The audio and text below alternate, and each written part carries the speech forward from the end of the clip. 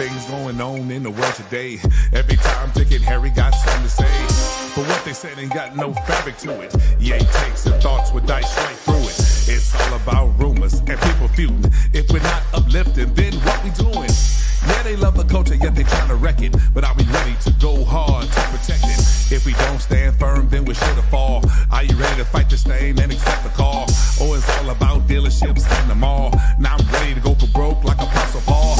I'm charged with the task to keep it real, moving straight forward, not about to yield.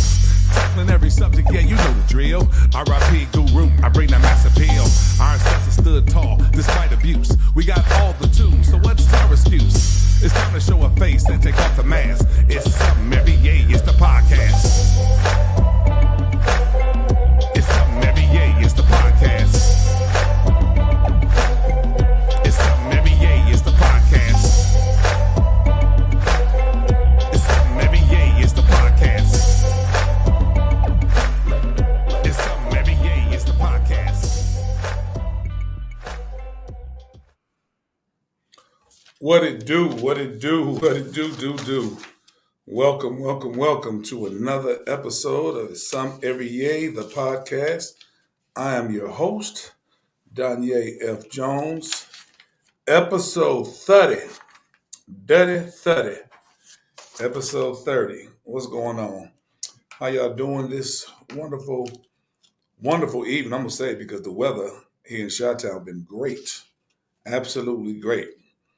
Keep playing with me. I'm going to pull that grill back out. Keep playing with me. But got another great show tonight. Another great show.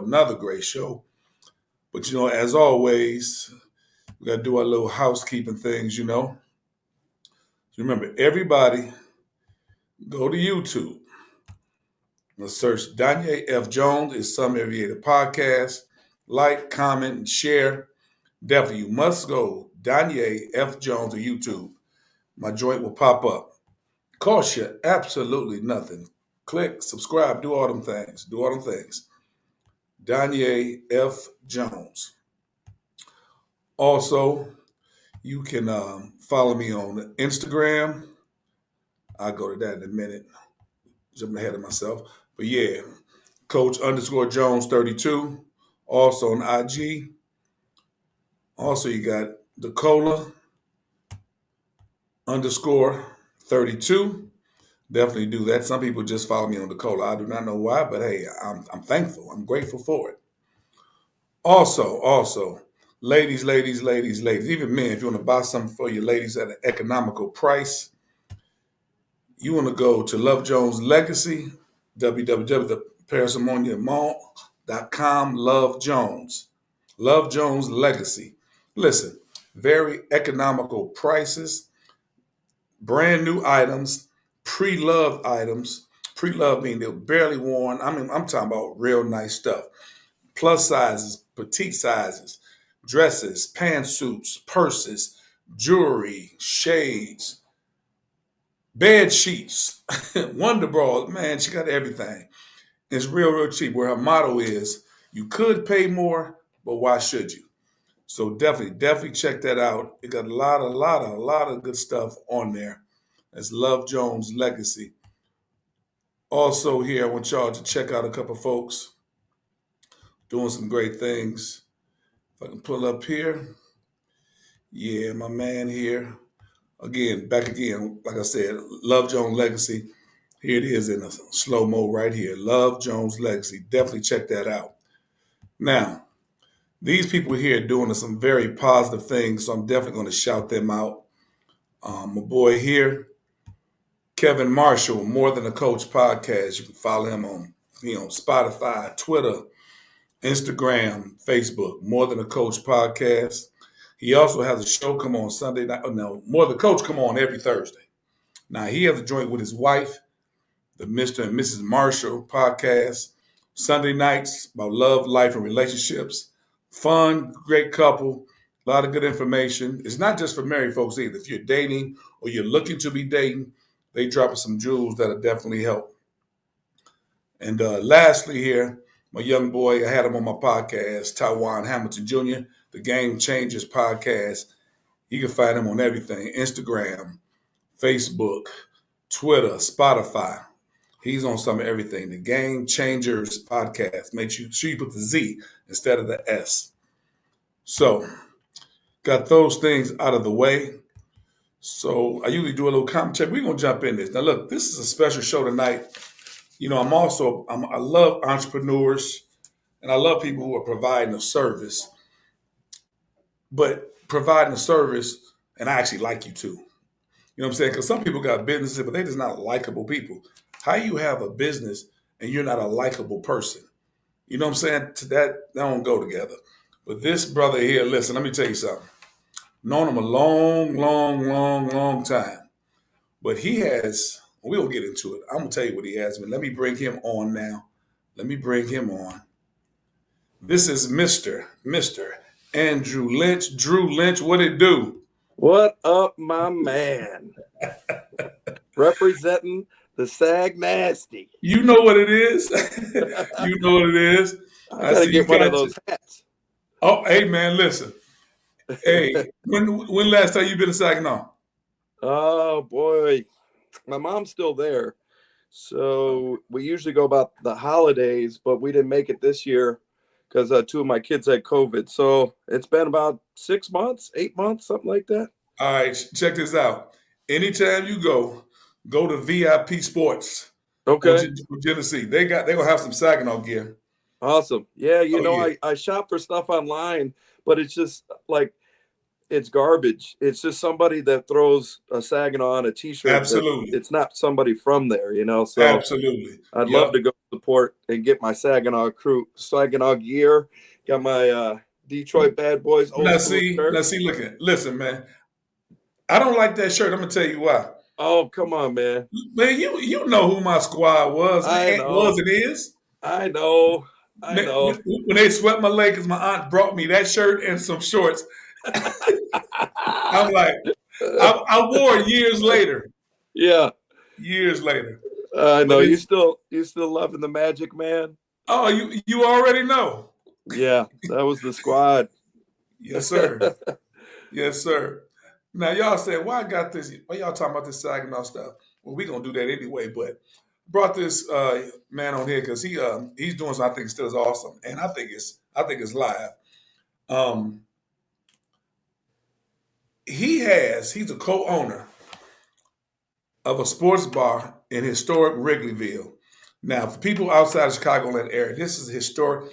Wrigley Field obviously is the second oldest original stadium in the country behind Fenway. I think Wrigley Field was built like in 1914, somewhere around there. I think Fenway was in Boston a couple years earlier.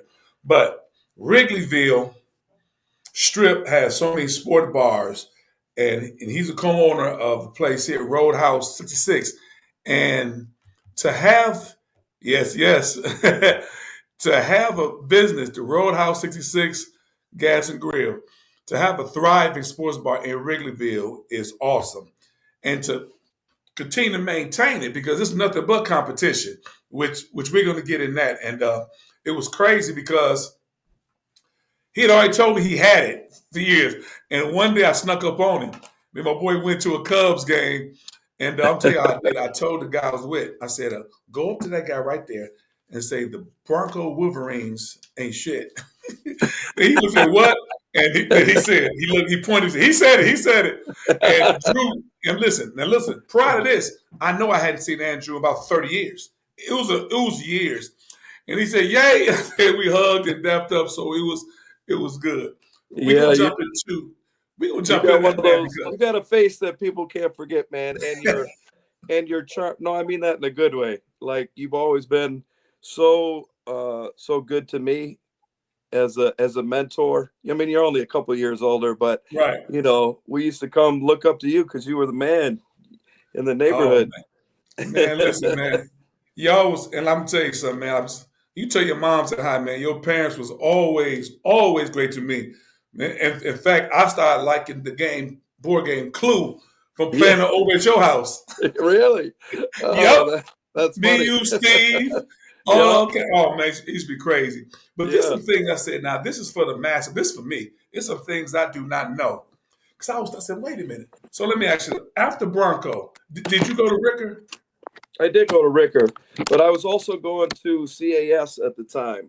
So I was doing a half day at Ricker and then a half day in the theater department at CAS. So Really? I would split the day up. Yeah. But then I I would did come not back know to that. it. My dad worked at the Reuben Daniels Center right next Yep. door. So then he would pick me up, and then I'd rush back to Ricker for basketball practice or baseball practice or whatever we had going on. So I was kind of split between the two. Hey, let's trip down. Let me tell y'all something. Andrew played in the hood with everybody. Listen, football. Listen, listen, everybody. Let me tell you something, man. I know probably looking like, hey, how these guys? Listen, Andrew played football, basketball, baseball. I mean, Andrew was straight. He was one of the guys like everybody in the hood, man. And Mm-hmm. it tripped me out when it was Bubba's birthday the other day, and you shot him. I'm like, that's cool. Him and Bubba still rocking. Cause Still tight. you, Bubba, Dwayne Simon. I talked to Juice, Jermaine Orange last night. Did you really? Oh my goodness. Man, I'm trying to get off the phone. He was on the phone like 2 hours, man. So we go way Those back. were my guys, man. We were that was my squad. I Yes, love sir. those guys. I have so much love for my neighborhood and for the guys I grew up with. It's not like that anymore. My kids, we just moved to a new neighborhood here, and my son's 10, and I wish he had that. Man, from the minute we got home from school, we were outside hooping, Yep. playing Yep. football, playing baseball. In the Absolutely. summertime, we were just gone all day. All And day. I don't know if you ever seen like that meme where it's like a bicycle and it said, if my parents knew how far I rode this bike when I was little, like I used to be in Bridgeport, like, Yeah. you're Yep. 9, 10 years old. You're not supposed to be miles and Yeah. miles away, but that's just how it was. If you were with your friends, we were all right. We looked out for Yeah. each other, but Right. we're going to look for that next game or who we could challenge. Absolutely. Absolutely. Yeah, we used to ride around for games, man. That's what's up. So now, after Ricker, now you didn't Yep. go to BB, did you? I went to 1 year at BV. Yeah. That's what I Freshman year. thought. Yep. And then we moved that summer after BV. So my 10th grade year, because remember how it was weird because BV was ninth, 10th, 11th, 12th, right? Yeah. And then Arthur Hill started 10, 11, 12. Yep. So it was kind of like I did 2 freshman years. Like I did freshman year Right. and got all the hazing at BV, and they went to Arthur Hill and it started all over again. Like because you're like the new guy there too. Yeah, right. Okay. Yeah, because that's what I did not know. I said, man, where did he go after that? Okay. All right. So you finished with the Hill lumberjacks. You a Hillite. Yep. Now, what happens next? I went to Western Michigan. Okay. Yep. Okay. And was there for like what seemed to be 10 years. No, for real. Like I didn't want to leave. I was away from home. I was Yeah. loving college, and I just Yeah. kept getting a new major. Like I did theater. I graduated in theater, and then I went back and got a degree in broadcasting communications. And this is funny. I minored in Black Americana Studies. Hey, listen. I mean, you probably could have taught it, man. Because hey, Right? you listen. It was funny because I was looking at. I think as you guys had won I don't know, champs or whatever, and June was y'all coach. I saw that picture. Yeah. I said, you was the only white guy on there. Yeah. Oh man, those were some tough summers. But you know what? That I credit the George and June to man. They pushed. I mean, we were only in fourth, fifth, sixth grade, Yeah. but they worked us out. And my biggest claim to fame was Mark Macon. We were playing in the summer one time at Ricker in the back there near the Yep. police station, and Yep. he came and he was in 8th grade. And he was like, he was trying to hustle us. He was like, I'll play all you guys, me, Dwayne Simon, and I think it was Bubba. He tried to play all three of us for $1 each. And if he lost, he was going to pay us 5 each. And we whooped his. And he never paid us. So he went on to the NBA and stuff. Every time I saw him, I was like, Mark still owes me $5, man. That's crazy. That's Yeah. crazy. So now, okay, you go to Western after being a career Western or Michigan alum. So how do you get here to Chicago? um, so when you graduate, I was kind of following in my brother's footsteps. He was an actor and singer and all that kind of stuff. So that's what I wanted to do too. And when you graduate in theater, the big markets are L.A., New York, or Chicago. If you want to go audition and try to be in TV or film or on Broadway or shows or whatever, you really, those are the big markets. And I went and stayed with Steven for a while. He was in LA, and I didn't like LA. LA, man, everybody was really, I just didn't like the facade. Everyone is, the only thing they ask you is, what are you doing, or who do you know? And Yeah, and I was just a real dude, man. I was like, I don't know anybody. I'm just trying to make it. yeah, yeah. And everybody tells you how great they are. Nobody listens and tries to help you. It's everybody's for Right. themselves. So that was my impression of LA. And I was like, LA is not for me. I'm not doing it. So I came back, went to Chicago, and honest to God, I was going to say, I'm going to give Chicago a year, and then I'll go try New York. And I started auditioning. And so a lot of my Western Michigan friends were here in Chicago, and I Mhm. just fell in love with the city. And I was like, man, it's not far from mom. It's only 5 hours, but you Yeah, still got the big city feel. You can still do yeah. the acting. You can still do all that stuff here. So that's how I ended up in Chicago. Wow. Yeah, because that tripped me out. See, I didn't even know about the acting piece. So is Steve acting? Yeah, still. Well, I mean, he does his own stand-up comedy. So he Really? did, yeah. So he's, I mean, he's right now he's not as big as he used to be, but like that late 90s, early 2000, he was pretty big. Like he had his own special on Comedy Central. He was neck and neck with the guy named Dane Cook, who was a huge comic at the time. And they used to have this competition on Comedy Central, as many votes as you could get. And Steven was real big with the college kids. So what he Okay. does is he sings songs, and they're funny songs, but he's also so talented singing that if you just listen to the music and him singing, you're like, wow, this guy can really sing. But then you listen to the words and you're like, oh man, that's some pretty risque stuff. But college kids ate that up. They love that Okay. kind of stuff. So he took off and he was doing really well. And I Got you. kind of followed in his footsteps. Now, did he ever do anything here in Chicago, like at the Improv, riddles, or anything? No, he did. He did a bunch of. I mean, he's been to Chicago. I'd say at least 20 times. He's done a bunch of theaters: the Congress Theater, the Yeah. Park West Theater. He's done I think it was the Riviera, or I mean, they're pretty big venues. He did the Casino in Indiana, Okay. um, out there. So yeah, I mean, for a while there, he was doing pretty well. Not huge, not like Yeah. United Center or whatever, but anytime you can pull 5,000, 10,000 people to come see you, Absolutely. that's pretty that's pretty good in my book. Absolutely. Yeah. And now he Absolutely. still does it.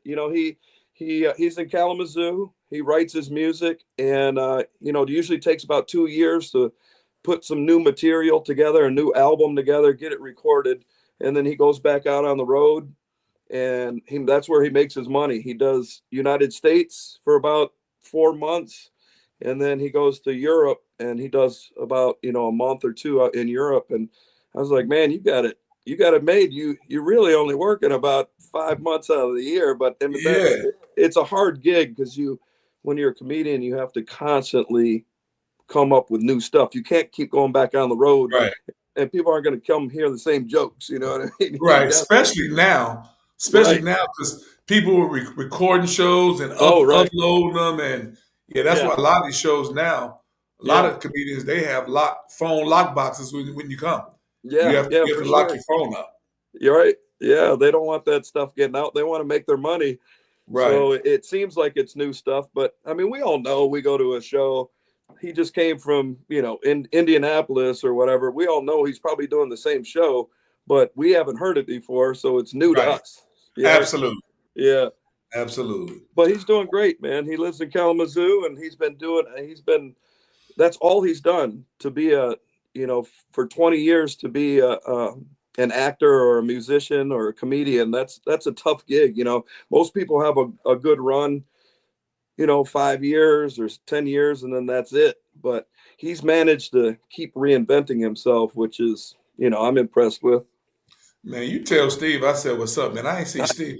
And it was crazy because if I'm not mistaken, me and Steve, we both graduated the same year, if I'm not mistaken. Yeah, But it yeah, was crazy because it seemed like me and you was cooler though, although we were the yeah, same age. It was crazy. Maybe yeah, yeah.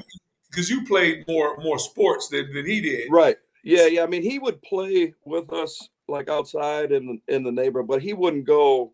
Like I was tight with, like you said, like Bubba, Jermaine, Dwayne Simon, Robert Laster, like Yeah. all the guys in our hood, and we would just go wherever there was a hoop or wherever we could play. And your house was like one of the main stays, man. Like if Dude. we'd always go by your house, and if they were out there, people were balling there. Hey, listen, Yeah, people. there it is. Hey, dude. Hey, when I tell you, we used to get it in here. Yeah. Man. Yeah, man. If you could hoop there, you could hoop anywhere. That was like the Rucker of Saginaw, man. Yes, sir. For sure. For sure. Okay. Now, I was interested, like, what did you do in college? You said broadcasting and everything. So that's what's interesting to me.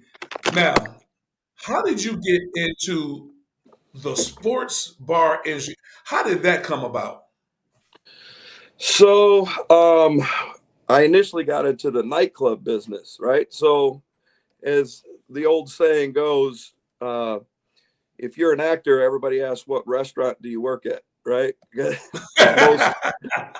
most most people try to make it in acting. They pay the bills through waiting Yeah, tables or being a bartender, which is right. exactly what I was doing. I was waiting tables at a place called Houston's. I don't know if you remember Houston's. It was like a chain restaurant, but it was a nice restaurant. It was right downtown, like Michigan Avenue. Okay. Um, and we would get all the famous. Anytime there was a people in to play the Bulls, that was the place to go, right? So we would see Pippen and Jordan and Cubs players and White Sox players, and it was a nice restaurant. So I was making decent money there, and still trying to do the acting thing. And then I met a gentleman there they were opening up a nightclub, and I was new to the game. If you're go from a waiter or a bartender to a nightclub, that's a jump up, you know. Yeah, yeah. So he was like, I want you to just bar back for me at this new club opening up. It was called Buzz, Buzz, right?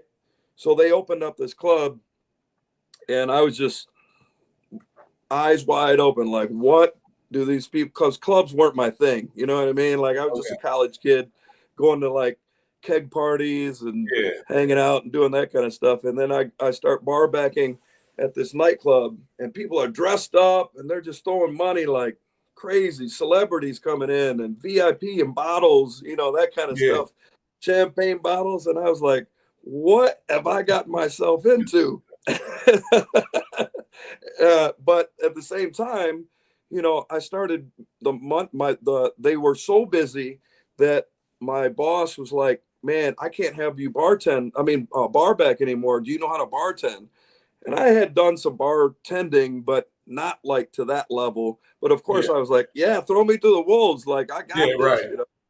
So I jumped in, and that's where it all started. I was there for 10 years, and we were making bank, like I had never seen money like this before, like $700, $800 cash a night Yeah, every time I worked. And like my friends had just graduated from college, and they're young, and they're like, when are you going to get a real job? I was like, man, I work 3 nights a week. I'm making $2,400 cash. This is not this is not a real Right. job, in my Right. opinion. You know what I mean? Right. But then, nightclubs only have a certain amount of time. Like 10 years at a nightclub is long. Most nightclubs maybe last 2 or 3 years. So I Okay. worked for some really good people, and they knew what they were doing. And I put money away and saved up some money. But then you get to your 30s. I was about 30, 32, and I was like, that's a young man's game now. I want to own my own business.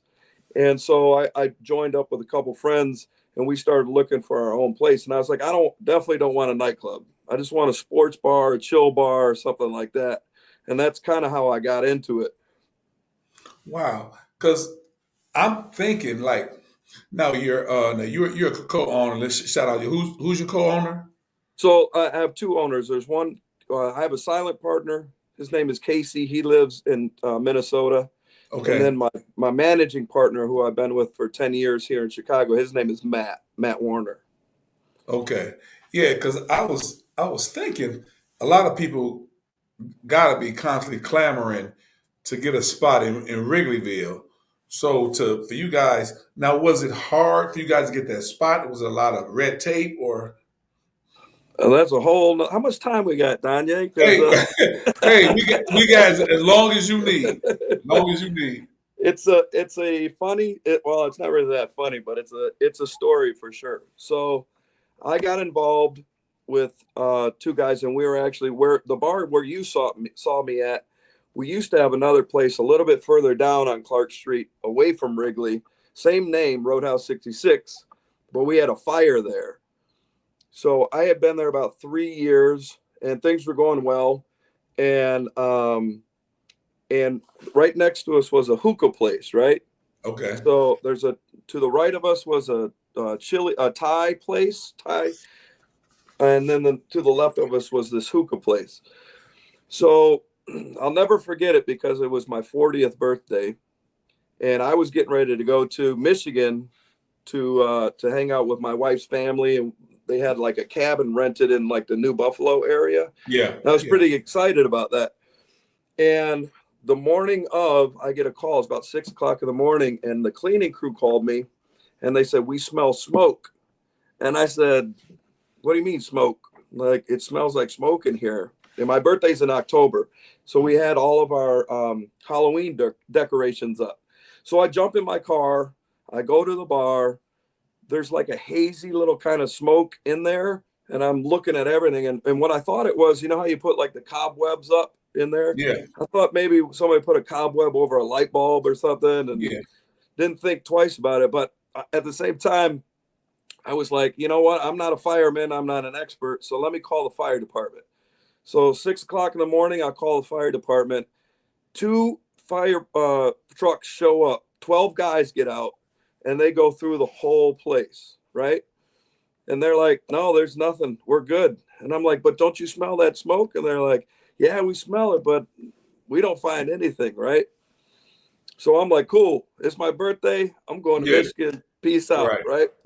So 4 o'clock in the afternoon that same day, my bartender went in to open up the bar, and when she flicked on the what's it called, the smoke things for the hood Yeah. for the kitchen, all Right. that oxygen rushed into the building, and somebody next door at the hookah place had left a hookah in the garbage can, and it Uh, just went up like a tinder.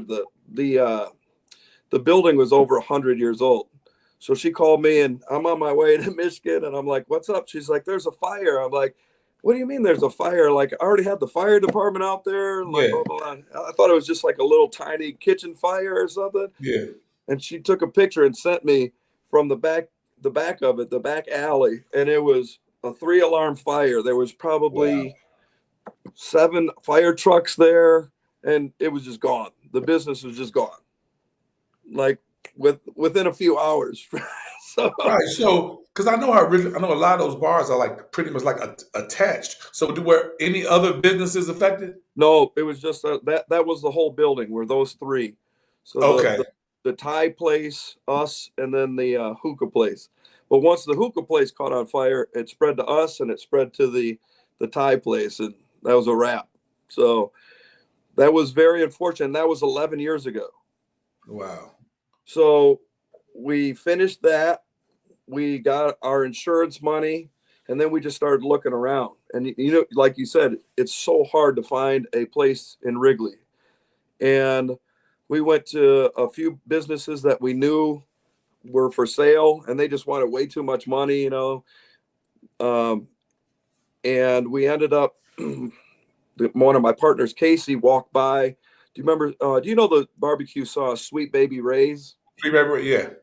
So Sweet Baby Ray's had opened up a barbecue joint where I'm at right now. Okay. And he walked by on a Friday night and they were closed. And that's, in Wrigley, Friday and Saturday are the nights Right. you It's make your jumping. money. Right. Right. So we're like, Absolutely. something's wrong here. So we went through our realtor, and he found out that they were back on their rent about 3 months. So we jumped on that opportunity and said, hey, listen, we got a hold of the guys that own Sweet Baby Ray's. And we said, we know you're behind on rent. We know that the business isn't doing that well. Maybe we can help you out if you can help us out. Like, if you're trying to get out of here before you put it on the market and sell it, let us get first crack at it. And we Right. negotiated back and forth, and we ended up buying those guys out. And they were only there 8 months. Oh, okay. But to your point, is a lot of people think that they just buy a bar in Wrigley and they just automatically make money. And that's not how it is at all. Like, the Cubs are only there 81 days out of the year. Right. So you can't rely on the Cubs for anything. There's 365 days of the year. If you're relying on 81 of them, you're in trouble. Not to Right. mention, some of those 81 aren't even good game days. You know what I mean? It could be 30 degrees outside. It could be freezing. It could be a horrible team. It could, so many variables. So the way we looked at it was, let's not rely on the Cubs. The Cubs are extra. Right. The Cubs are our bonus money. So let's cater. Let's get really good food. Let's get the neighbors involved, get a lot of regulars in there. And if you get those repeat customers, like I said, then all those other things are gravy. Listen, that's funny you said that about the neighbor, because we actually went. I mean, a guy, when I came here, we went to a couple other bars, and all of them didn't have that neighborhood feel, because and I'm not just saying this because I have you on. Yours had a real neighborhood feel. Like, everyone was friendly, everybody know people speaking. It was real comfortable, and I think that's important, because that's what I was about to ask you, because I didn't know how many home games it was. I said, but you have to have other entities to want people to come back, Right? And I look at that, I'm like, because I was looking at your stuff. You got a lot of stuff going on, because we're gonna talk about some of that food, because I don't know, that smoked brisket pizza got me interested. But, never had a brisket on pizza, but that's another Right. thing. Me either. Yeah. So, but I will say this though, because I had never been to a Cubs game to that day I went to your spot. I've been to several Sox games when I'm on the South Side, Right. and Sox games are great. Yeah. I understand now what the hype is about a Cubs game. It's a totally different vibe. It is like, I mean, you don't even have to go into the game. Right. It is like, I mean, just the whole vibe of it is just like, I can't, like I said, I can't really explain to people who've never been there. And you don't even have to be necessarily a Cubs fan. Right. Just a baseball, no, you have to be a sports fan. Right. Just the atmosphere. Yeah, I totally agree. Like, my sons like the White Sox, and I like the ballpark. The food is actually a lot better to me at I call it Comiskey because I'm old, but No, it is Comiskey. Yeah, guaranteed rate or whatever they call it. Right, whatever it is now. Right. But I agree with you. You don't have to be a Cubs fan to go in it and enjoy that. Like you said, Boston is it's on my bucket list, because it is that. There's something about those old stadiums that are just cool, man. And people there, I mean, I shouldn't say all of them, but majority of them, I think they are there for the love of the game. Yeah. And that's what you enjoy. Not saying that the Sox fans aren't, but Sox haven't had a great team since 2005, so they're Right. struggling to get people in there. I always have a great time, but I also don't like being around that many people. Right. so Right. so when I go, I bring my kids, and we chill out, and there's not people, it's not packed in. So to each his own. I like both of them. Yeah, like I said, and I tripped out when I went to the bathroom. And they had the old school it was that's they Yeah, had the old school long and say just with no star, just hey. right. Man, Yeah, when I saw that, I said, oh right. wow, this is Just troughs to pee in. yeah, you know what I'm But I saying? tell you, it doesn't get much faster than that, though. Yeah. But that's one of those experiences. If you've never been there before, you're like, "What is this?" Yeah. And you was talking about the food because when I was yeah, but I know exactly when I was there. I got to get back because yeah, I think the COVID years still throw me off because I never know what year was what. But I Right? thought about it. It was the year that they won it in 2016. Was it really? Yes, because God, and I meant to upload these pictures, but the pictures that we took together and all that right? that it was 2016, man. Yeah, I know it was before COVID. I know that for sure. But Yeah, I swear I thought it was like probably like 18 or 19 or something like that. But man, it's been that long since I've seen you. yeah. So yeah, you know what? Time I got to get up flies. there. I'm getting up there because in fact, let me ask you this: I saw something tomorrow night. You having some bartender night? What's going on tomorrow night? So tomorrow night is one of those things where it's the hustle, man. It's the hustle of the game. So you have to constantly come up with stuff like who goes out on a Wednesday night, right? Right. Not many people. So instead of just like I think it's kind of lazy to just do happy hour or we'll do $2 beers this night. That doesn't make anybody it doesn't incentivize anybody to come out, right? Yeah. So what we started to do was it's like a bartender war, right? So we hired people from other bars and it's their night off. And we say, you partner up with one of your buddies from another place or a friend, whoever it is, but you bring people in. Like it's your job to promote yourself. You Okay. guys will make money from your friends. They'll if they show up, and then we keep track of who rings the most, right? So Okay. say um, two girls came in. It's actually tomorrow's the final between these last two, and oddly enough, it's two beautiful girls against two other beautiful girls. Listen, um, listen. I saw because when I saw the promotion, I said, I don't know if the lady is going to be bartending, but this is a great promotional tool. Right, right. So we get them to bartend because we say at the end of this, it's $3,000 cash prize. Um, I'm sorry, not cash prize. It's a $3,000 trip to I think it's either Cancun or it's a vacation for them. So that gives them incentive to push and get the people they want to win, right? Yeah. And if you got somebody on a Wednesday, we did on a Wednesday night because those are the hardest nights, right? So Okay. so it started off, it was like 8 groups, and then it got narrowed down to 4, and then it down to 2.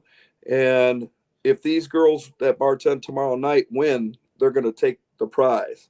So Wow. they're happy, and we're happy because we normally ring, we're lucky if we ring $1,000 on a Wednesday night. Well, when these people promote themselves and bring all their friends in, Bring then in people. we're doing a $2,000 night. So we did it over, I think, like an 8-week or a 10-week span. So if you do the math, then even if we pay out $3,000, we're still making out, an extra 7 grand, Yeah. which would have been better. So it's a great promotion for the bar. And that's the kind of stuff I'm telling you, you gotta do this kind of stuff as a bar owner, because if you just rely on the weekends, you're not gonna make it. You Right. gotta have people in there Monday, Tuesday, Wednesday, Thursday, Friday, Saturday, Sunday. No matter what it is, you got No to matter have what's going something. on. Yeah. Yeah, I saw you guys had put in like a patio area. Yeah, we just got that this summer. We actually didn't get to use it because it wasn't until August that it finally got up and running after all the licenses and stuff like that. But Okay. that's another 80 seats we're super excited about, Okay. because Northwestern is hosting a bunch of football games, all the concerts that are coming to Wrigley. Yeah. What else is going on there? There's always they're always doing something else at Wrigley, which automatically helps us. So an Yeah. extra 80 seats, especially outside, is fantastic. So, Yeah. going from 100, what do we got? We have 160 to adding another 80 outside. That's huge for us. Oh, great. Yeah. Now I was looking through because I was saying I don't remember all these things on the menu when I was there, but I don't know. This here has piqued my interest here. Now, listen, dude, I was like, wait a minute, man, what's going on? And I said, wait a minute, hold on. I don't remember none of this kind of stuff. But what got me, what is this house jalapeno marmalade? It just sounds. Do you put that on anything? No, You no. So that's on one of our burgers, right? So we've had the same chef since we opened. His name is Rogelio. Shout out to Rogelio. Man, this dude has a lifesaver. He's a godsend. So he worked in a kitchen for many, many years, and then when he got hired with us, Matt and myself, I'm not. I like to cook, but I'm not a great chef or whatever. And this dude comes up with the picture that you just showed is a special that's not regularly on the menu, but okay. he comes up with specials every week. Every weekend we got limited, like maybe 20 orders of whatever, and we just let him do his thing. Yeah. Whatever you want to do this weekend, it's you, and that keeps his creative juices flowing. But at Yeah. the same time, he's taken our menu, and I'm not bragging because it's my bar or whatever, but so many people have told me that we have the best food in the neighborhood, and that makes me feel so good because that was our goal in the beginning. We were like, we just don't want normal bar food. We just don't want, your a hamburger or come in and just get your normal chicken tenders or whatever. Yeah. So we had to get creative because when we bought that place from Sweet Baby Ray's, they had a $40,000 smoker in there, Yeah. and I tried to sell it. I was like, let's get the cash out of this thing. Yeah. And turns out that it was custom made. So anybody that bought it, it wasn't going to fit into wherever they wanted to put Right. it. So when life gives you lemons, you got to make lemonade, right? Yes, So sir. Yes, we sir. found this chef. We found a bunch of a guy that did competitive barbecuing, and Oh, he put some stuff together. And so now we smoke everything. We smoke pork shoulder. We smoke our wings, our chicken wings. We smoke our bacon. We smoke, like, if we can smoke it, we're smoking it, and it's really worked out for us because I'll put our wings up against anybody in Chicago. They're awesome. oh, I'm definitely a wine person for sure. And I saw it up there. I said, really, dude, brisket, mac and cheese. I said, man, I said, man, Drew, y'all clowning over there, bro. I said, brisket. Yeah, I you said, know I'm about what? to do.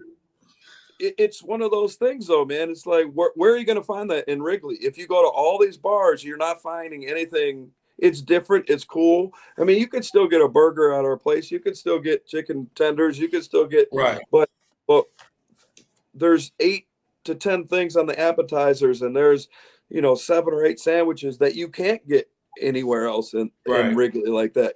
So we take what's normal and we put a spin on it, and people really enjoy it. So it's something to be proud of for sure. Absolutely. Now, I don't know how deep you want to get in this, but let me ask something because I just know just human beings. So, because you have a lot of creative different things, not just with the food, but I know obviously you have like the what you got the Bing on wings, the bartending event you're talking about, trivia night. I saw a lot of different things. When you had like a Steinfeld's trivia night, Yellowstone, all those different type of things. Have you detected or got any like jealousy or hating from other bars in that Wrigleyville, or Uh, they just pretty haven't try to keep that on the low? no, to be honest with you, it started off that way, very competitive, but we figured out that being more unified helps everybody. Yep. And I know that sounds cliche, but I'm talking about the smaller bars. So we're not too tight with like the big ones, Okay. like Cubby Bear or Old Right. Crow, or I don't know what it's called now. It used to be called Deuces and Diamonds. Like Yeah. they're the huge ones. They mop up on Cubs games day because they can fit 2,000 So people in right. there. So we can't compete with those guys anyway. So what we try to do is we partner up with the smaller places, and after 10 years, I know most of these guys owners very well. So if they need something, hey man, we ran out of hamburger buns. Can we borrow something? Absolutely. Hey man, we ran out of a keg of Bush Light, Bud Yeah. Light. Yeah, scratch my back, I scratch yours. We help each Yeah. other out.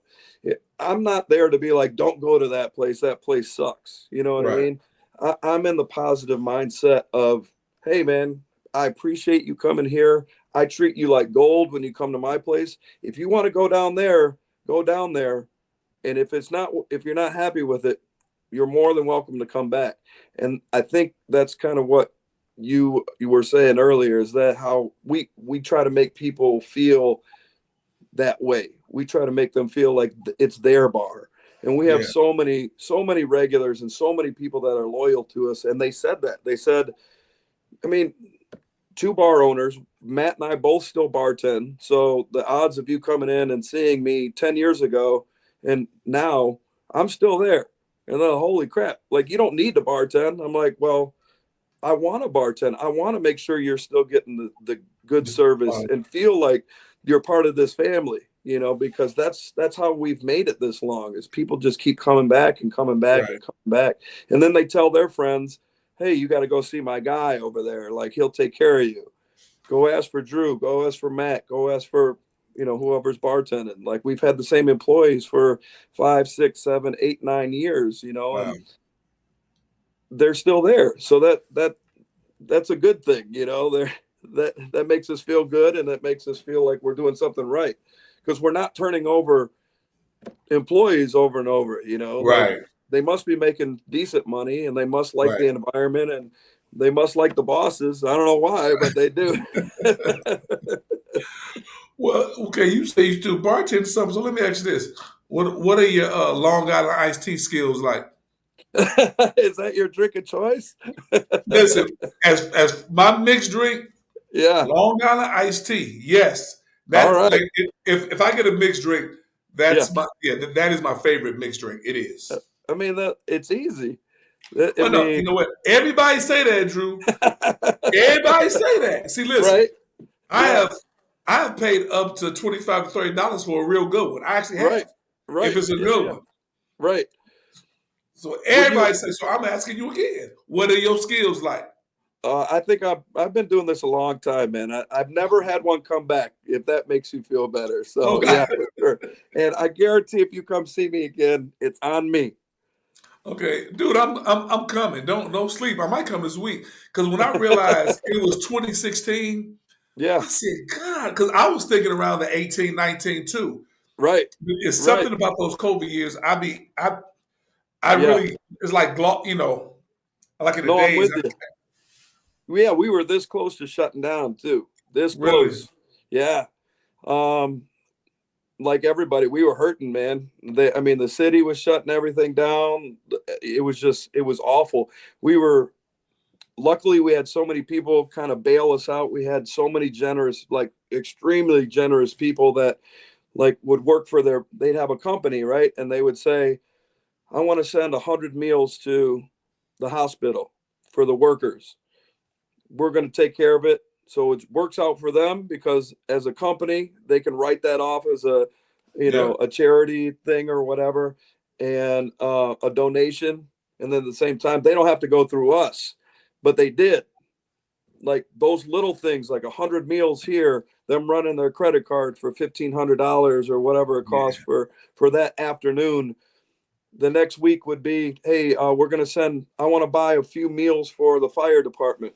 Send Right. them that way. So they would, a lot of people went through us for catering because we couldn't have anybody sitting in there. We couldn't Yeah. have it, it was just an awful, awful time. So yeah, we were pretty close to shutting down, and luckily we squeaked through it. And, and hopefully, the next few years it'll really reap the benefits, especially having that new cafe. And that's definitely, as you spoke to, you all's ability to create relationships Yeah. with your patrons, because like you said, people, they don't have to Yeah. patronize your business. Yeah. And like I was talking about earlier, I don't understand how you can be disgruntled or be just not a nice person when you want people to, because you can go to a lot of the different places. You know what I'm saying? So for that to happen, it was amazing. Now I see your shirt. Let me ask you this here. Now, in terms, if you had now, are you Detroit Tigers? Are you? I know you say you like the Cubs. Are you still staying to the crib, but like in terms of sports, as far as baseball? I will never sway from my Detroit roots, man. Yeah, Never. I'm a Cubs fan because of obviously they kind of helped me pay the bills, and I always said that if the Cubs ever played the Tigers in the World Series, then I would be going for the Tigers. But that would be a dream come true because I win on both ends. yeah, But absolutely, absolutely, but the absolutely. odds of that happening are like 1 in 1 million. So we'll, until that happens, it's always going to be Detroit, and then Chicago second. I still can't root for some of the Chicago teams. My wife, her whole family are all Bears fans, and uh, Hey, it's funny. So let me ask something. So what about the Blackhawks? Or are you still down with the Red Wings? still with the Red Wings, man. Everything. Yep. No, I'll go to games. Like I'll take my kids and stuff, and I'll root for them if it's not a Detroit team. Like why not? Yeah, When in Rome, I'll root for the yeah, Bulls. If it's not the Pistons, if it's the Blackhawks, if it's not the Red Wings, I'll root for the Blackhawks. But if if it's any of my squads, it's gonna be. I'm wearing my gear. yeah. I'm going. Like, Well, I I'm not wear going to even Tiger ask stuff to White about Sox college games all the football time. Yeah. because I know you wearing the big M for college football. So, Yes, sir. Yes, sir. so and I know you excited like when they had beat Ohio State this year. I know that had to be, and to see Ohio State, it was tripped out Yeah. because if had they lost the first round, he was gone. Right. Right. He Right. was Right. gone. So to see him there, that was tripped out. Now basketball. Yep. Obviously, the Pistons they've been kind of down for some time. You still got to Detroit. So what do you think has to happen to bring the Pistons back to prominence? Oh man, ugh, that's a tough one because I agree with their. I mean, obviously we got some great draft picks. Yeah, Cunningham's a phenom. One of the twins. I mean, they got some talent there.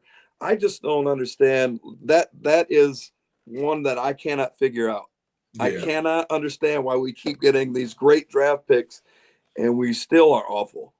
yeah, Is it the lack of leadership? Because that's what I watch all these podcasts and TV shows and people talk about it. Is it the lack of leadership, or is it you need not just young talent, but you need a couple more superstars? yeah. Are they not It's spending the yeah, money to go get a couple more? Free agents, because the free agents that they picked up, I'm sorry, they're okay, but they're not right, superstars. You know what right, I mean? right. Yeah, because like I said, I was telling my team the other day. I said a lot of kids like I don't feel like they love the game, and I said growing up, we would watch the Hawks. We had WTBS. We got the Pistol game. Was it WKBD? And every now and then they'll show a game on the weekend CBS. Whereas now you can watch a game every single day or Right. whatever. So although the Lakers always been my team, I've always liked all the Pistons because I love Isaiah, I love Joey, Right. I love Right. Microwave. More. I mean, I loved all those guys because, like I said, we saw their games all the time, Right. and to see people because even when when we played the Pistons in '04, and even I'm telling you something in '87 when Isaiah threw that ball away and Bird stole it, I was very happy. Because listen, because and this is it's really funny but I know why I like the Lakers because I've always loved Magic when he left Michigan State. But the way the Pistons played, the way their culture, everything, that's everything that I've represented as a player and as a coach. Everything see, I knew how dangerous they were. That's why Right. I said Boston's not going to beat us again. I Right. just never thought that Piston team. Everything about them. And I remember Isaiah was being interviewed by Dan Patrick, and he was talking. He said, "Man, when it was a point we would die for each other and fight." And he was about to cry, and he just looked at, and Patrick was trying to understand. He said, "You just can't understand." He said, "When you see that, Yeah. you're not going to beat that team," and that's the pride of that city. Right. So Yep. to see them down like that, that's why I was hurt when the Lions lost. Me You too. know, Yeah. but for them to even roll like that and have 17 players injured for them, it just was tough, man, because Yeah. the But city deserved it. you felt we feel that love, and we also feel that frustration of I'm going to be 52 years of, well, I should say 49 because we finally just got good, but Yeah, 49 years of just being like a joke, you know, right. and it's going to happen. I still believe it's going to happen before I pass away. We are going to get a Super Bowl Yeah, championship. But what it will do for the city, what it will yeah, do for us yeah, that have been through this, yeah. it's Absolutely. got to happen. And I'm not giving up, man. And this year, I really thought it was there. I thought it was our chance, and then we got so many injuries, and I was like, well, at least we'll get past the Commanders. Yeah, And oops, I wasn't shocked, but because we were all so banged up. yeah. But I mean, once those turnovers happened, the interceptions, Can't. and it was just a Yeah, you can't. bad Yeah, game. And yeah. all credit to the Commanders. They played a Abs- great game. Absolutely. I was saying that, man. Like in basketball, you can overcome turnovers unless you have like 20 to 25. But in football, Right. particularly Yeah. at that level at that time, one Right. can be the difference. If you have Yeah. Yeah. multiple, that's what I was saying. Everybody was giving like Andrews a hard time for the Ravens for that drop. I said, well, Right. even if he caught it, Josh still had a minute something left to get in field goal range. But they Right. had three turnovers, Right. and I think they scored 14. So you Yeah. can't have turnovers. It's I tell like you're still coaching, right? Yeah. I just started coaching too, so I'm kind of new to the game. But Okay. I tell I have first graders and I have fifth graders, and I tell them the especially in basketball, the game's not won or lost on one thing. So one kid makes a mistake or has missed a layup or whatever it is, you didn't lose the game for us, right? You have to get it into these kids' heads that it's the whole Yep. if you're playing together, you win as a team. There's going to be mistakes. We all know that. We Absolutely. all play sports. It's never just one thing. And that's the kind of Right. when people say, okay, Andrew dropped that, you're exactly right.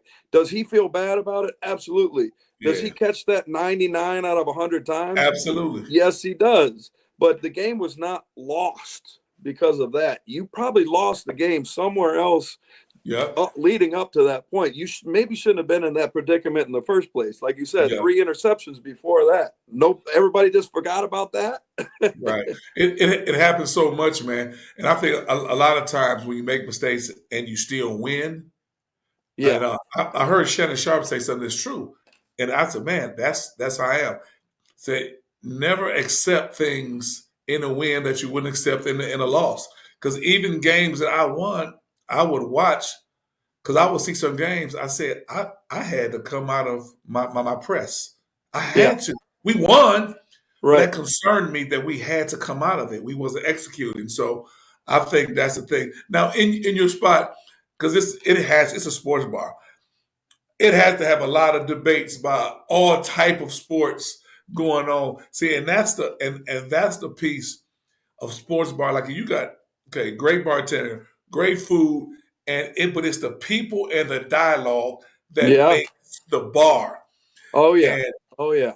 yeah, and that's what a lot of times I think sometimes women think, why is it gonna be some women there? Because sometimes people understand, yeah, do men love women? Absolutely. I Right. think like what the guy said, if God created something greater than a woman, he kept it for himself. So Exactly. so, Right. but but the camaraderie of men is it's nothing like it. And Yeah. what better place to do it in a bar talking sports and stuff, you know? Well, and nowadays women are just as educated on sports More so than too. ever. Right. Absolutely. So I'm surprised sometimes some of like my regulars will come in and they'll be in heated discussions about, especially like the Bears and Caleb Williams, and I'm like, wow, that's pretty awesome. Like it's great to see. It's great to see that everybody's into it. It's not gender specific anymore. Like Right. when we grew up and back in the day, everybody thought that sports are just men. That's all, and women didn't think about it. But not nowadays. Nowadays, everybody can get on the conversation. And Women are have a just as real big as fans as conversation. anybody else. Yeah, absolutely. Yeah. I did a year review podcast, and this young lady, Arshana Berman, she's from Bridgeport. I don't know if you know her. Graduated the same year you did. She's from Okay. actually is Coach Berman at BV's daughter. Really? Okay. Yes, we're real good friends. And you talking about a sports head, Yeah. Michigan. I mean, so people were saying, man, that girl really know a lot about sports. We talk about pro football, college Right. football, Yeah. basketball, because she's really, really into it. So, and it's almost like I tell women, I said, look, you say you want a man, just learn a little bit about sports. You don't you don't have to be into all the analytics. Just learn a little bit. That's gonna bode well with you kind of like, oh, I can take her somewhere, and she won't just be sitting there just looking cute like a Right. trophy. So I think that's awesome. That's awesome. Yeah, absolutely. And like I pretend to know a lot more than I do too, because I just don't have time, to be honest with you. Like I don't do fantasy football. Me Like either. I can't, like people get too involved in that. I'm like, I got 4 kids, and the last thing I need to know is like who's the oh, thank you. Who's Yeah, who's the wide receiver I need to pick for my fantasy team? You know what I yeah, mean? Like I'm okay yeah, on that end. If I yeah. catch a couple I've sports never done centers, it. right? Me either. No, I like don't even understand it, and it's like because I'm more so just watching the game, and I still analyze it, yeah, and even within myself, and sometimes I have to put myself just just try to watch the game, but yeah, I can't because particularly with basketball. right, I say no. I say you got a hedge there. You got. I'm still trying to coach. I say you got to right, close out with purpose. You know what I mean? right. So, but Well, that's just the coaching. let me ask you this: are you more of a NBA fan or a college basketball fan? Drew, let me tell you something. Forget 20 years ago. If you'd have told me last year I was not watching NBA basketball, I say right. Listen, I have never been in this state I'm in now with NBA basketball. Yeah, It's listen, and I say, you know what? I said I've tried 3 times already, and it's hard, man. Now, yeah, if it's some certain players, I just want to see. I love watching Kevin Durant play. yeah, I just do because he's so efficient. I love watching Steph Curry. And I'm gonna tell you something. This what I knew was serious. Lakers been in my squad. right. This was the first televised Laker Boston game in my life that I had the ability to watch. I went to bed before it even came on. I knew they were playing. This was, and I Yeah, looked at the scores the next day, but the Lakers won. right. It's I have a lot of reasons of what's going on, And what's frustrating for me, a lot of these players now are messing it up for that sixth grader right now who wants to play basketball as Yeah. far as to get money. Right. Because at some point, that's what I'm interested in how the next collective bargaining agreement is going to go. Because it has gotten to the point, man, it's bad. So college basketball, in fact, I watched more women college basketball last 2 years than I did pro basketball Really? during the regular season. Now I've watched still a lot of the playoffs of the Right. NBA, but just the regular Yeah. season, I haven't. I think I've always liked college basketball more because it, it used to be up until the NIL that, and don't get me wrong, I want those kids to get their money. We all knew from the Fab Five that that Yeah, should happen a long time ago, right? right. Absolutely. But it just seemed to me that they were playing for the love of the game, and Yeah, there was something on the line. Like yeah, it NBA doesn't seem like anything's on the line until it gets close to the playoffs. And then now it's time to turn it on, and now let's play and let's really step up our game. But we all know that you're watching a mid-season game on a Wednesday night or a Thursday night or something. It's boring. It's boring. You know, it's just very. back and forth, and they just play up until about 6 minutes left in the fourth quarter, and then let's see who wins the game if it's close, or it's a 25-point blowout, and then and nobody's watching anyway. Andrew, you just hit it. Me and my oldest brother Tino the other night were just talking about, as far as college basketball. Of course, everybody know about March Madness, but I remember growing up, the regular season, because then kids were staying 3 and 4 years, so you can kind of stay with a team, Yeah, man. And then when the Big East was formed, that was a direct rival of the ACC. I mean, I yeah, remember Mike Wilbon was talking about. He said I could drive there, watch Ralph Sampson, drive a couple hours, watch Patrick Ewing, and come up and then see Lynn Bias all in one coach. right, And right, man, college basketball was like, I mean, you didn't have to wait till March Madness right. because the regular season, like you said, it was a certain care. It was and I don't know, it was the true love of the game. That's why I tell kids now. I'm not saying I was this great player. Yeah, am I satisfied with what little bit I did? Yeah, played college basketball, won a state Yeah, championship in high school, but I said, you guys couldn't beat me just because you didn't love the game. yeah, Just on that alone. right. Wintertime, I shovel my driveway and we just shoot. Hands get real cold and go in, wait for a while, then come back Right. out. And we Yeah, would play. But you know what? If you lose, you got off. Wait for your time to come in. We didn't need adults to police it. We policed it. And like you said about your child, it's like you said, riding a bike. Those days like that is just gone because yeah, just the innocence of that has yeah, just left. yeah. And that's what I it's hard. Like who was it? One of the coaches was saying, I think it was Nick Saban was saying that how do I coach somebody knowing that they don't care? They're like, if I don't do a good job or the team doesn't do a good job, they're just jumping ship the next year. And if it doesn't work out at that college, they're jumping to the next college. And there's something to be said about loyalty. I understand they want to get their money. I understand they want to get their shine, but it's a tough, it's a Yeah. paradox between the two because it really is. If you know, especially with the one and dones, right? We've all seen that up to now. It's not even the star player that's one and done. You know, it's not the Zion Williamson. We know he was just going for 1 year, and then Yeah. he's a crazy talent. But now it's the second shooting guard that doesn't even play. Man, That's like, look. you know what? I can go to And, Syracuse and get a little bit more playing time, so I'm out. It's and like, that's the thing. Listen, and I want to be very clear. I am glad these kids got a chance now to get their money. I'm absolutely for that 1%. My thing is more so in this because, like I said, I'm a coach, but I'm an educator too.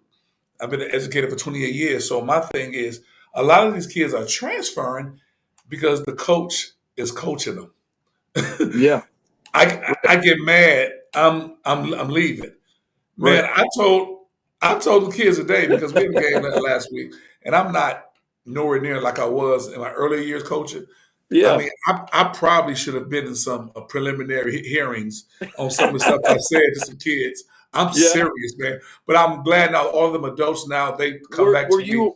you mean you were you just a tough coach?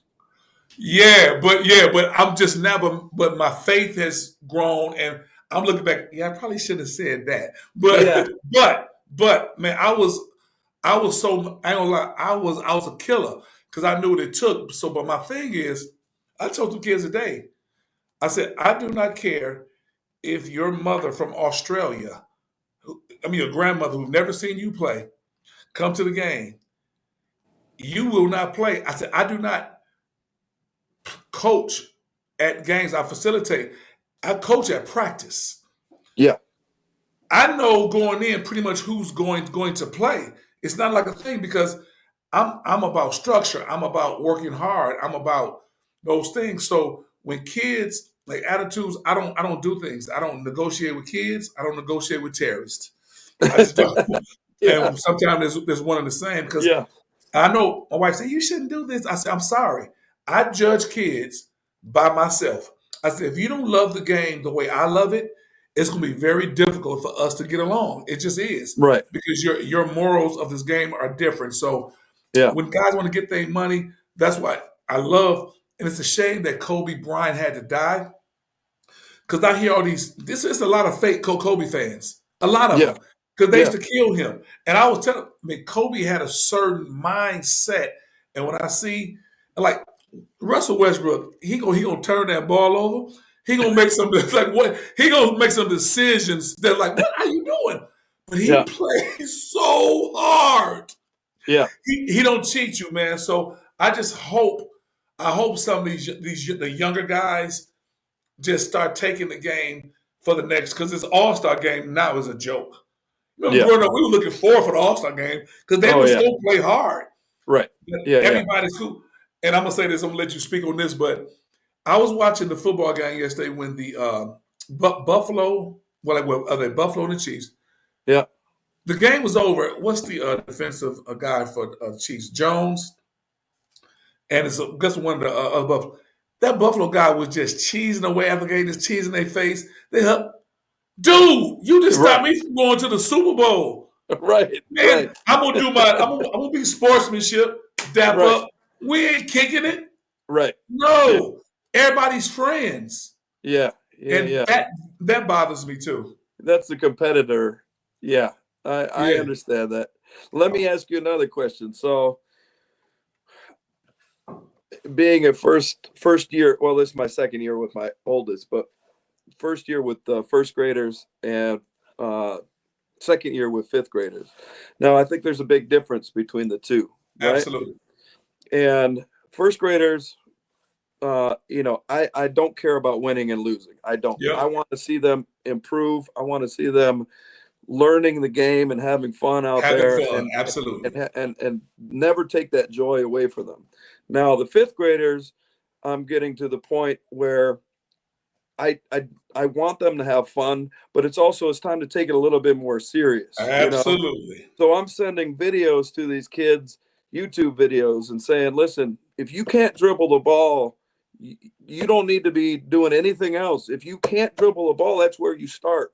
Hmm. And nobody on my team is taking the. I get to my practice, and I'm like, "Did anybody do any of the videos?" Even my own son, I'm like, "Anybody practice at home?" Because me having you for 1 hour It's doesn't not gonna make do you a nothing. basketball player.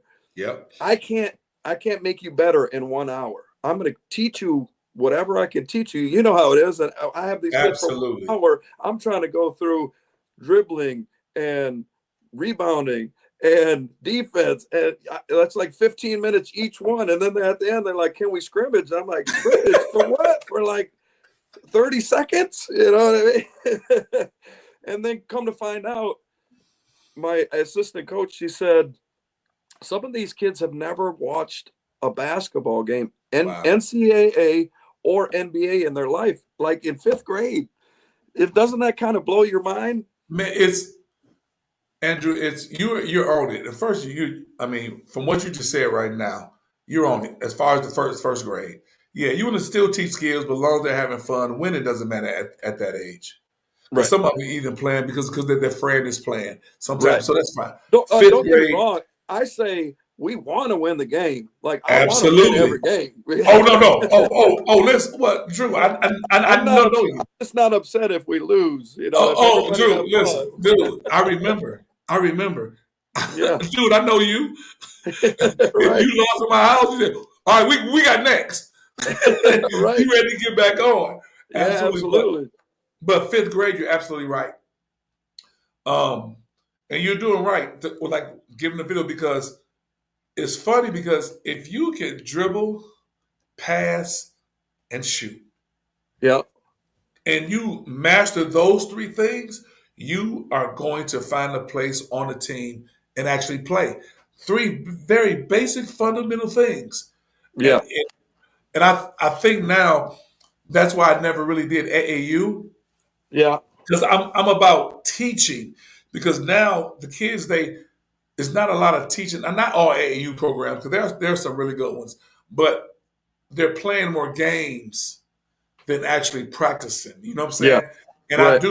I attribute to a lot of the injuries even at the next level because of that. Because going from seventh grade on up, you go to an AAU tournament, you might play 6, 7, 8 games in a weekend. You've Yeah. been doing that from 7th to 12th grade, then go to Right. college. Your body can only take so much. So I Yeah. think continue to teach those things because the teaching piece, and that's what, and everybody's a coach now. Right. Everybody's a coach.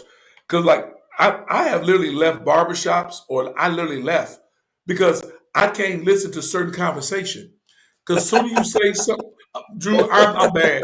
You say something stupid like that, I say, I'm out. Yeah. I'm out. Right. Right. So I'm a lover of the game, man. And I just thank God that I've been that's why I love Coach Reed so much because I needed someone else because he understood the game, but then he told me the other side, like the mental aspect in terms of like goal setting, Yeah. affirmations, those type. I'm so big in those things, and Yeah. those things will carry you if you because you how many people are going to make it to the NBA or even play college or whatever? Right. But you Yeah. instill those basic things about sports. That's why I love it, man. I said, Yeah. get your kids involved in something, Right. in Yeah. something. Yeah. Yeah. Yeah. Let me ask you this. So once I'm looking at it in a timeline. So first grade, second grade, third grade, that's all about having fun, right? Hmm. And then fifth, sixth grade, seventh grade, that's when you start to, if you really love the game, that's when you start to practice and practice and practice and get Yes. your skills down. And I have a friend from college. His son is very, very good at baseball. He's like a senior in high school, and he coaches his son. And I said, "What's your philosophy on coaching your son?" And he said, I had a talk with my son all the way up until about eighth grade. And I said, this is where it starts to get serious. Yep. Okay. I'm your dad, but if you want me to be your coach, then I'm not your buddy anymore. I'm not Right. like I'm your coach. So I'm going to make you do things that's going to make you want to hate me. I'm going to do stuff that I'm going to push you because I know you have the skill. I know you have the talent for it, but it's not going to happen unless I push you. So it's going to be Absolutely. your decision. It's your time, ninth grade or whatever it was, eighth, ninth grade. If you want me to keep this journey going with you, then you have to understand that this is our relationship now. Yep. And his son said, I want you to push me. I want you to be that bad guy or whatever you want to call Yeah. it. And look at his son now. He's about to go D1. He'll probably get drafted, knock on wood, whatever. But he's Yeah. like, that was my son's choice. Like, it wasn't my choice because I said, listen, if you don't want to play the game ever again, cool. That's up Cool. to Right.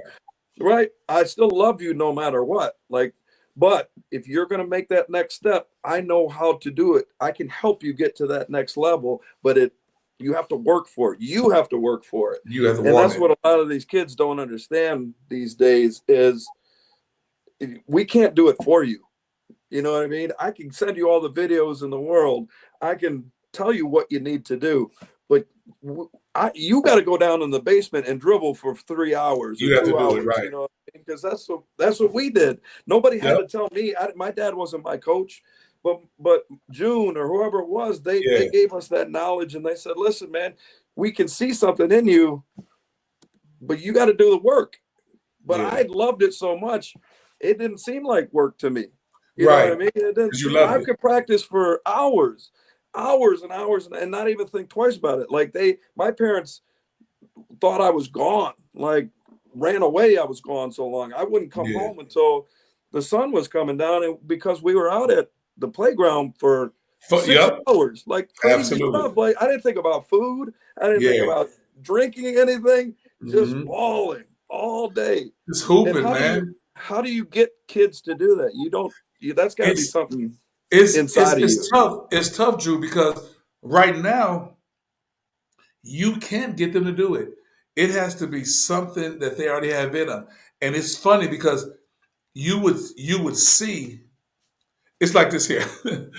Like I have this little 7th, 8th grade team here now, and I'm like I said, I'm definitely more laid back than what I was, but we had a game Saturday, and we are not skilled at all.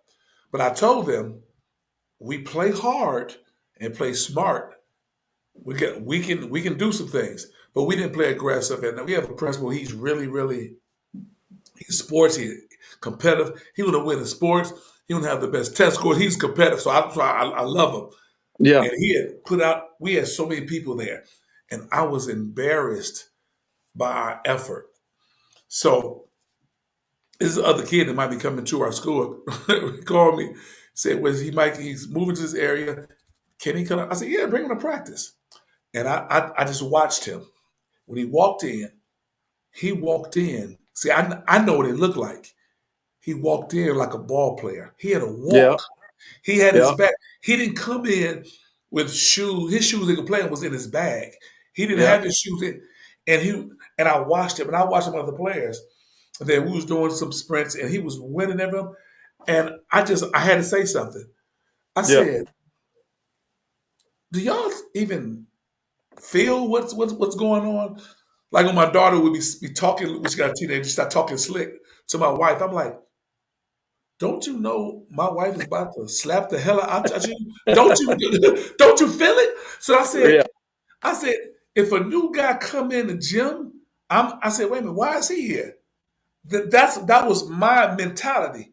Right, Well, I don't know why you here, but since you want to play, you're gonna know who Danye Jones is. Since you right, want to come play, and right. this is the mentality. So what I'm saying is, you're gonna see a kid. So wait a minute, this kid might want, and sometimes you just have to invest, and hopefully those other kids, he can uplift those other kids to join in. But it's different, man. They have too much stuff, and Yeah, I think the parents, I mean, I have spoiled them to the point to where like they don't have to work for nothing. And it's frustrating for me because I tell people all the time, my daughter, she didn't play sports that African American girls would play. She did gymnastics and dive. She transitioned to diving and she tore her ACL. And I'll tell you right now, she's one of the toughest athletes I've been around. She was a killer. She was a yeah, killer, but it was already within her. Like she ain't gonna run now. So what you're doing is great. And I'm gonna tell you something too.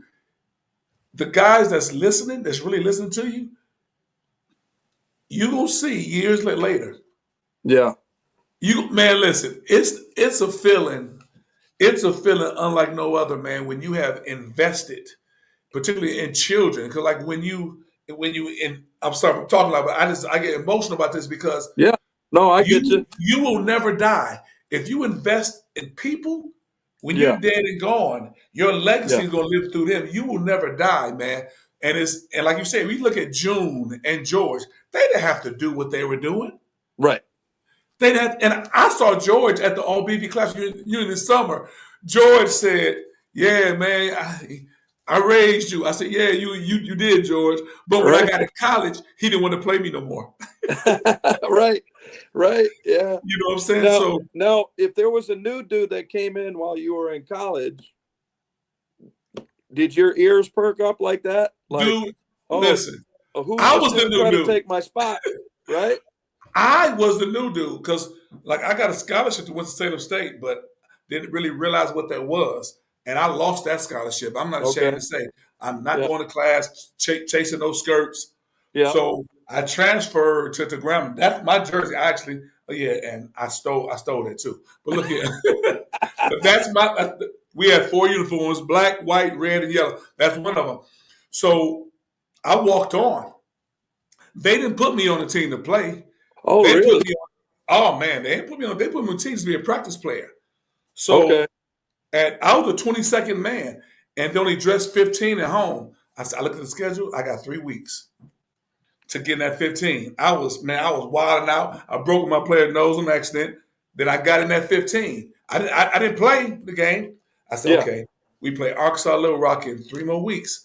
They're only going to travel 11 because if you travel 15, you got to feed 15. You got to you got to house 15. Right. So Yeah. so I did that. Then I saw my name list for the 11. I said, oh wow, now I got to get in there rotation. And I Yeah. kept doing it. So I was the new guy, man. I mean, if and I saw they knew they felt me because they would be like, hey man, you working too hard. Cool out. When they Yeah. said that, I turned it up. Yeah. Yeah. And Yeah. eventually I became a starter. Eventually, so but it's a certain type of drive. I'm not nowhere near saying I'm this great player at all. I think Right. I was good, but it was just my mindset and my work ethic. And when you see kids and whatever the sport is or whatever, even like you said, you were doing the acting, you see a kid who have a talent. It's all about the drive, man. It's Yeah. all about the drive. And like I said, you've been around athletes. You've been around stuff, Drew, and you've been around stuff. So you are qualified to what you're doing because Yeah. you I know what it mean, looks like. we all of us that have that, we all can agree you can't teach effort, you can't teach commitment. That has to be Absolutely. something that comes within you. And Yes. even the pros will tell you that. They'll tell you, listen, my uncle was a professional baseball player, right? I don't know if you ever knew that. He played No, for the I didn't. Cincinnati Reds and he played Oh wow. for the Pittsburgh Pirates. Oh And wow. my real close to my dad, about the same age, and he's in the Cincinnati Hall of Fame for the Reds. Oh Jerry wow. Lynch. If you ever get a chance, look him up. And my dad asked him. He said, "When you were like making it, when you were trying to make it in the big leagues, why were you so different?" And you know what he said? He said, "I had already put the time and effort into it. All these people have put the time and effort into honing their craft. Some of these guys were so way better than me, but they just didn't believe that they should have been there." He said Wow. that was the biggest thing. He saw so many talented people get cut and get Yeah. and give up on it because they didn't believe that they should have been here. And he said I knew I wasn't the greatest, but I had the drive and the determination to be Mindset. there. Everyone, Yeah. when you get to that level, everyone's talented. We all know that. Absolutely. Like everybody thinks that the worst guy in the NBA is doo doo. But if that dude went to a college right now, he would be the number one player in Absolutely. college. You know what I mean? Like people don't understand the level and Yes. how hard it is to get to into the major leagues or into the NBA. But and everybody in there is so talented. But Yes. we see it. We see some of these guys. You're like, that dude is soft. Yeah. He's got the talent, and that's what, like your point to Kobe, that dude had the drive more than anybody. Nobody was calling him going, hey man, you want to get up this morning and go with me to shoot Yeah. around? He was already at the gym Yep. waiting for you to get there. Yep. And that's the kind of stuff you can't teach. That has to come from within you. Come within. It's funny, man. Gilbert Arenas was saying, he said that's the difference between Kobe and Vince Carter. And he said, and Kobe knew it. He said Vince Carter should have, and he had a great career, nothing about it. He said he should have been the one. He said Yeah. talent Right. wise, he was beyond.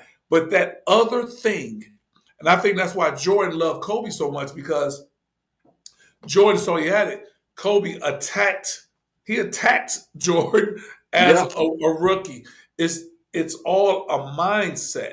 Yeah. Everything is it's a mindset. Like the same energy it takes to think positive is the same energy it takes to think negative. Yeah. It's the Yeah. same Yeah. energy.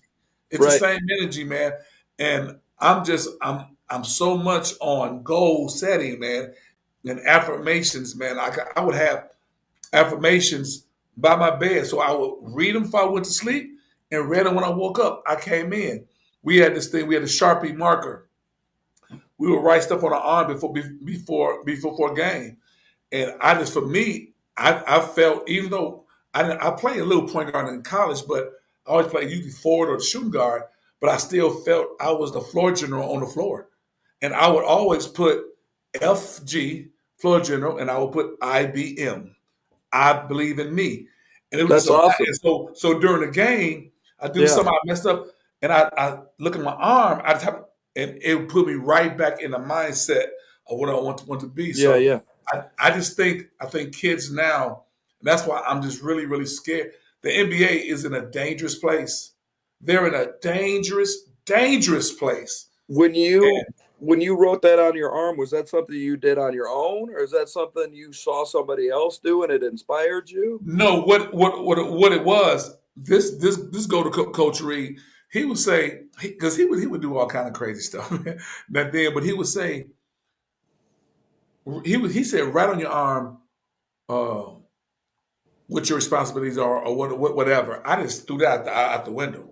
I mean, really, I would. And so if anybody ever looked at how we warming up, you would see black stuff on all of our arms. But Yeah. I always had FG for floor general. In high school, I didn't play point guard. Sean Jackson was our point guard. Right. But Yeah.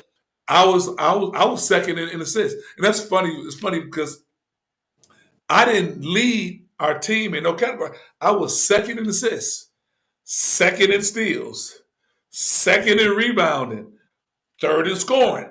But I do know now, and when I interviewed Coach Reed, we had a long conference. I knew my role. I knew I was the leader of the team. Ain't no doubt about that. I knew I was. Right.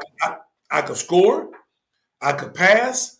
I could defend. It was games when Johnny Conley was scoring where the game when he got in a slump. All those games, I was the leading scorer because I shot more. I had an understanding of the game, and not even on no Yeah. bragging.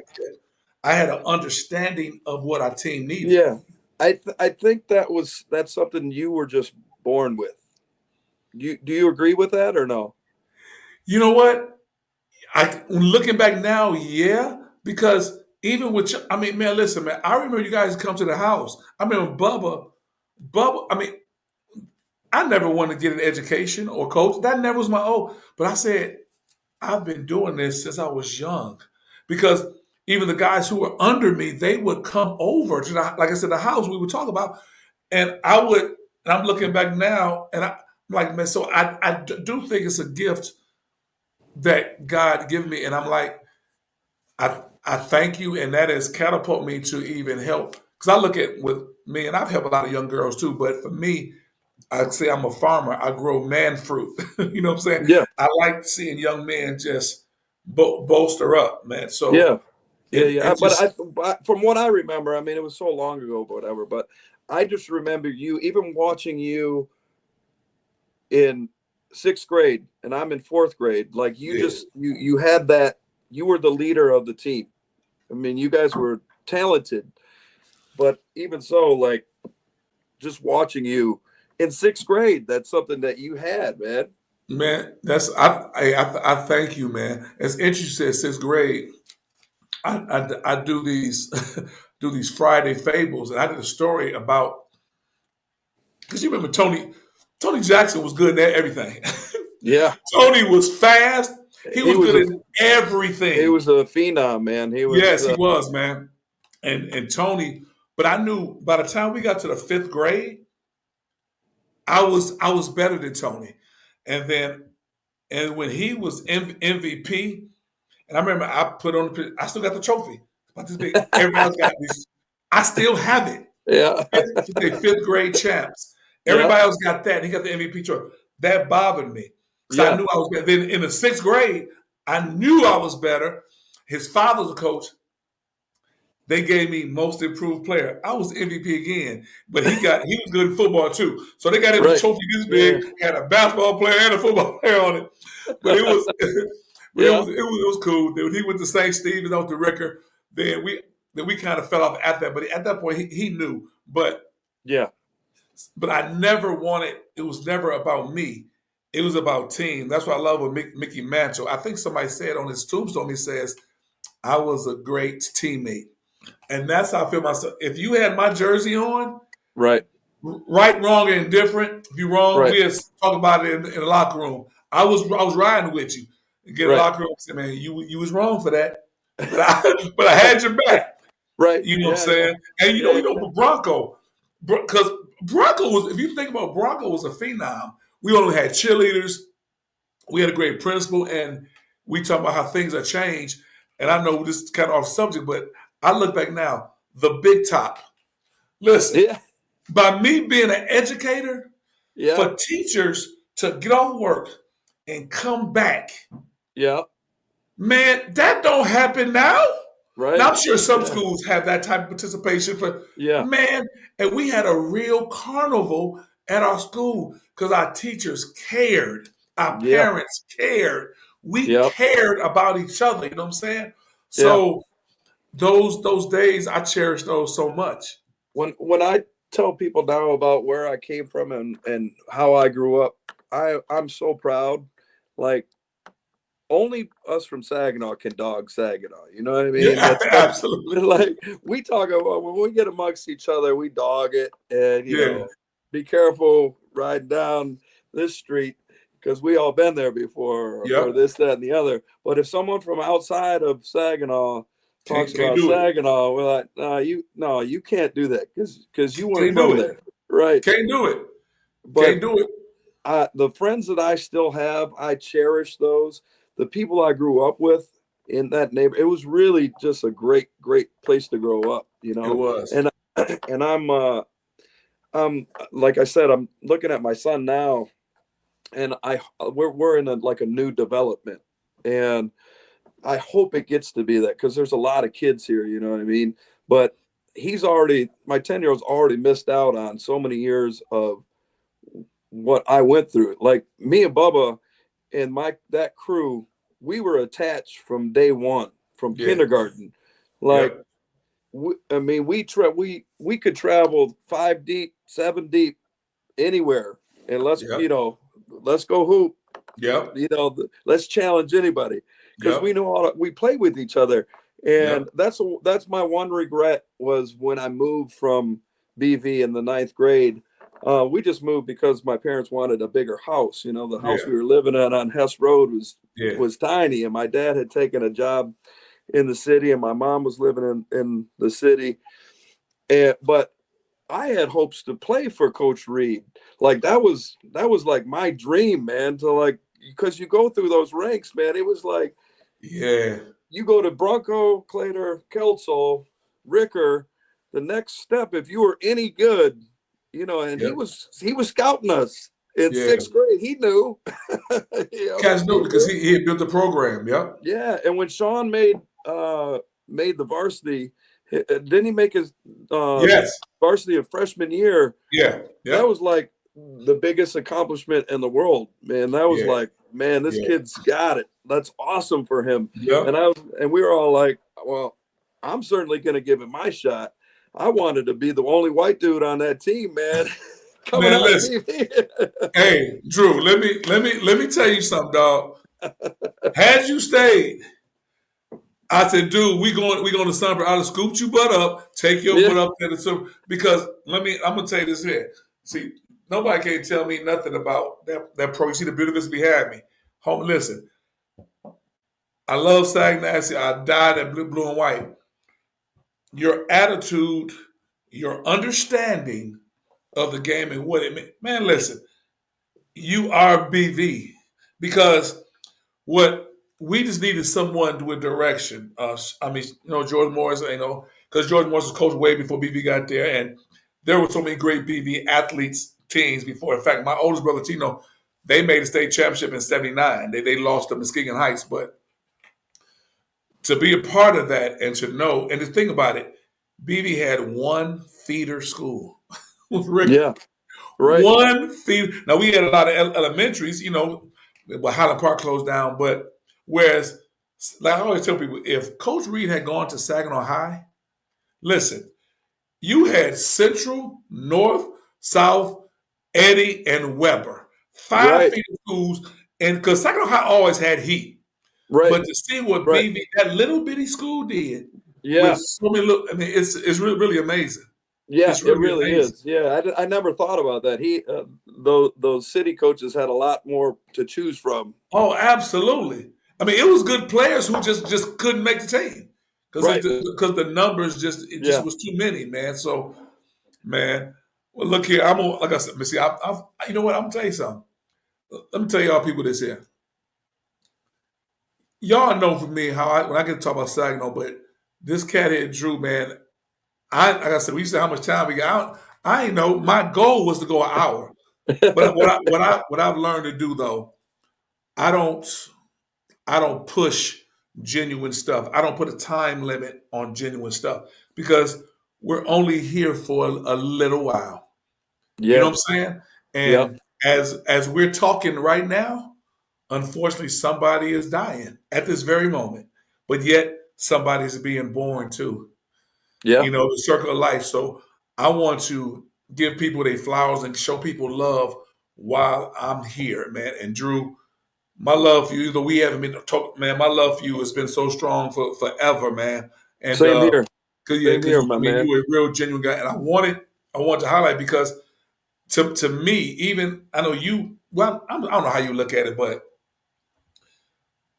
and now I'm tripping because I'm thinking your major was like maybe business administration, business management, and for Yeah. what you're doing in a Yeah. hotbed like in Wrigleyville. And I'm glad you talked about how you have been innovative in working your business outside of the Cubs are bonus. I think that is awesome. I think for entrepreneurs or just anybody trying to start anything to have think out of the box. You know what I'm saying? Yeah. And I honor and I respect you for that, man. I'm just I can't wait to. I know I'm not going to have to do too much edit on this because I love. I'm serious because I love. It was just straight flowing conversation. It left from interview. Man, I stopped this crap a long time ago. Long Right. time ago. You know what I'm Right. saying? And I, Well, I I guess thank that's a you. the sign of a good interview. I hope I did you proud, man. And I feel the same way. Like nothing but love for you, man. Every time I see you, my heart fills with joy, and it's so good to see you doing things and being a positive influence on so many people. And I hope that our friends that watch your podcast and our people, all our people back in Saginaw and BV, they look at this and they say, man, like the color boundary there, it should be, this is how it should be, you know what I mean? Like Absolutely. all the stuff, especially nowadays with all the stuff that's going on with politics and race riots and Yeah. all that crap, man. Like I never thought about that stuff growing up, and that's what makes me so proud. Like I can see myself in all these people that they're just scared, you know what I mean? They're Yeah. scared of, but we're all the same on the inside, man. I could grow up with you, you can grow up with me. We can love each other and push each other to be better people and make the world a better place. And I hope that you continue to do that because that's what I'm trying to do. That's what I'm trying to do, man. I'm gonna tell y'all people this here. Listen, and I'm not again. I don't have to lie. When I turned 50, after I said one thing I'm not gonna do. I'm not gonna try not to blatantly lie, and I'm not gonna let people lie to me. If I know you lying, I said Right? that's a damn lie. Yeah. So, but your parents, man, I'm gonna keep saying this. Let me tell y'all something. His parents had several black kids in their house all the time. You know what I'm saying? I mean, Yeah. I'm gonna tell you something. Your mother made this lemonade one time that was so good. And listen, it wasn't no Kool-Aid packs. Oh no. It was true. And then I kept looking, and she said, "Would you like another glass?" I said, "Yes, please." I was kind of scared to ask, man, but y'all all legit. And I talked to Jermaine last night. I said, "No, look here. You're gonna trip out who I have on tomorrow." Yeah. I said, I ain't telling you Jack. I ain't telling you Jack. But I'm gonna promote it tomorrow though. But Man, hey man, I wish I could get together with all those guys, man. I really would love. Everyone just does high school reunions. I could care less about most of the people I graduated with Arthur Hill, to be honest with you. I have a yeah, couple real good friends that I still talk to, but yeah, BV was like my family, and I miss those guys more than I miss anybody that I went to high school with. Our yeah. grade school at Bronco, like those people are, I love those people. Like I'm so glad, Yeah, like for Facebook and that kind of stuff, where I can at least see what's going on in their lives yeah. and stay in touch. But I really would like at some point to like get together and have a Buena Vista reunion. I Hey, would like to listen, come man. back for that. Listen. I'm gonna tell you something. Like I said, they had an all class reunion this summer in Saginaw. It was really cool. What was cool about it? You saw all the whatever generation was paying homage to one to see Mark Macon paying homage to guys that were older than him, Yeah, who said inspired him. right. Man, listen, I was from like I said, George Goodman. I remember Jeff Calhoun had passed. I wish Jeff Calhoun's my guy. Stayed a couple houses down from older guys. Right Bill across the street Banks. from me. Yeah, Jeff was my Yeah, yeah. man, those guys poured so much into me. Whether it's Paul Weems, so many of them guys, they poured so much into me, man. Yeah. And school, like because when I win, they won because I wouldn't, like I said, yeah, that house. Even though yeah, I've had my win, I got my butt kicking a lot of times on my court because Yeah. they would do that, and I'm thankful for them. Well, I got my butt because they just come in, but I tell you something, Drew. Once I got to college, they didn't want no more smoke with me. They wouldn't even play me. George Goodman played me like for 3 minutes. Then he Yeah. stopped. I said, Yeah. "You too small, and you just." But Right. I thank them, man. And Yeah. just like I said, they didn't let us go astray because you know that the older guys, if they saw you doing some bull and they know Yeah. that they would stop you. Whereas now these older guys now they'll let a McDonald's All American go in on a drive by with them. God, they wouldn't even Right. say, "No, this is not for you, man." So I'm thankful for those times. I'm gonna tell you this. I'm not gonna even take now. Let me ask you this now. I know your spot, but the Roadhouse 66 is big time now. So you might not have to go in there all the time. Now, is it a certain times that you are actually there? Yeah. Thursday during the day, I'm there just to like do normal maintenance kind of stuff. Meet with the vendors and cut checks and that kind of stuff. But I'm always there Friday, Saturday nights, man. So I'm still Oh, trying to make that cash for extra money. yeah, And it's nice for people to see the owner actually still invested in his absolutely. own company. So I still enjoy it. I don't know how much longer that I'm going to be there on a Friday, Saturday night, but Yeah. we'll see. Because What? I get up early with the kids and usually have practice or a basketball game. Yeah. Yeah, that's what's up, man. Dude, I see your babies, man. I say, hey, yeah, definitely, man. And I Yeah. said, man, I said, Lord have mercy. Look at them beautiful children. So I'm going to.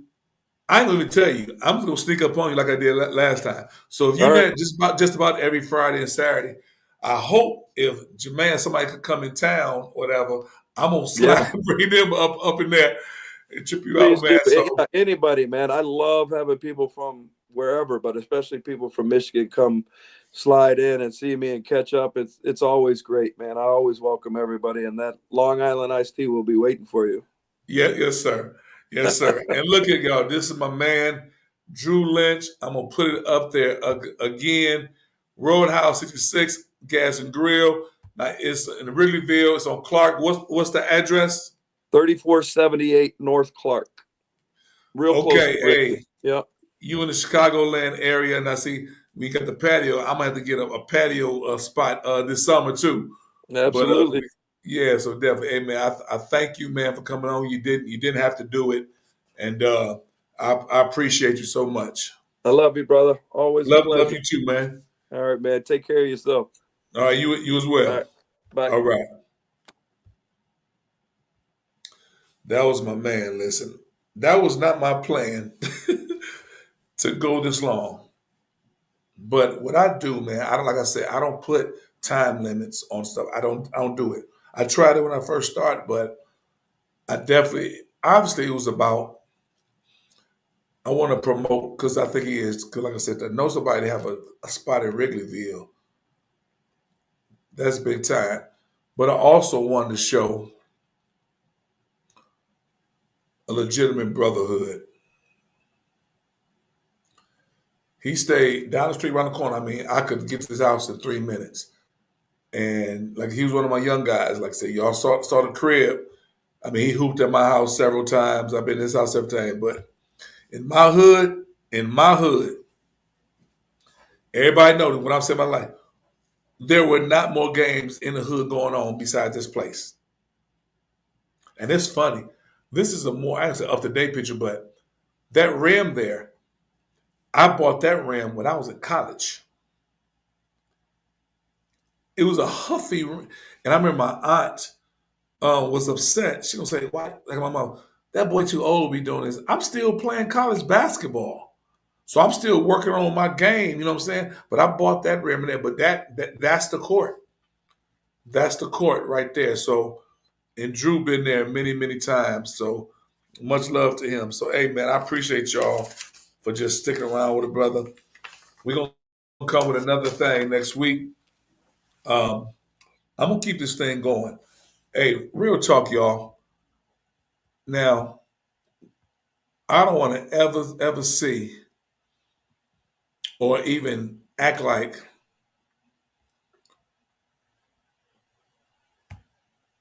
I'm begging. That's what I'm saying.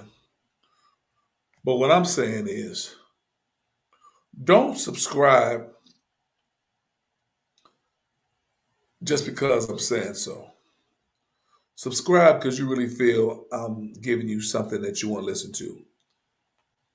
And don't not subscribe just because. But even if that's your thing, I love you anyway. Because again, my thing is I'm here about uplifting, I'm about helping, I'm about just doing my thing. So much love to Andrew Lynch. Hey, shout out, much love y'all for checking me out. There'll be a Friday Fable. And again, coming soon. I got a new segment I'm gonna be doing.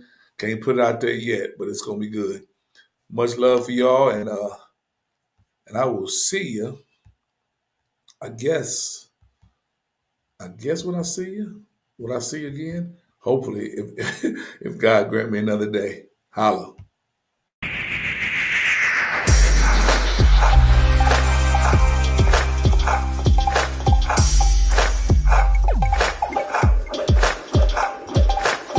Many things going on in the world today. Every time Dick and Harry got something to say.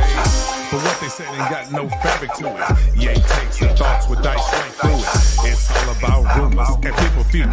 If we're not uplifting, then what we doing? Yeah, they love the culture, yet they trying to wreck it. But are we ready to go hard to protect it? If we don't stand firm, then we're sure to fall. Are you ready to fight this thing and accept the call? Oh, it's all about dealerships and the mall. Now I'm ready to go for broke like Apostle Paul. I'm charged with the task to keep it real. Moving straight forward, not about to yield. Tackling every subject, yeah, you know the drill. R.I.P. Guru, I bring that mass appeal. Our ancestors stood tall, despite abuse. We got all the tools, so what's our excuse? It's time to show a face and take off the mask. It's something every day, it's the podcast. It's something every day, it's the podcast. It's something every day, it's the podcast. It's something every day, it's the podcast. It's something every day, it's the podcast.